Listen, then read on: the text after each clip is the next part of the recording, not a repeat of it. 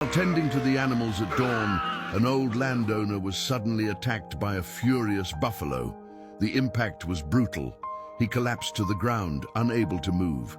His loyal dog, sensing the danger, ran desperately, barking and pulling at people's clothes, begging for help. Most ignored him until a young farmhand decided to follow the dog. When he arrived, he found the landowner unconscious and rushed him to the ranch doctor. But after examining him, the doctor lowered his head and said solemnly, "It's too late. He didn't survive the injuries." Days later, the executor gathered all the workers.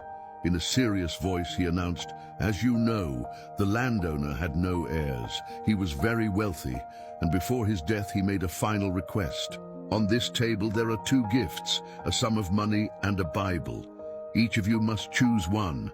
The choice is yours." The first worker stepped up and said, "I don't need a Bible. I choose the money." The second laughed. "Only a fool would take that book. I want the cash." One by one, all the workers chose the money. Then came the poorest worker, the young man who tended the animals. Before he could speak, the executor said, "Son, I know your situation. Take the money. It will help your family far more than that Bible." The young man placed his hand over his heart and replied calmly, "Since I was a child, my mother taught me that the word of God is worth more than all the riches of this world. I choose the Bible." Everyone mocked him, but when the executor handed him the Bible and he opened it, 2 envelopes fell to the ground. In the first, an amount of money 10 times greater than what the others had chosen. In the second, the landowner's will. To everyone's shock, the entire inheritance of the landowner had been left to him, the poorest, but also the only one who showed faith.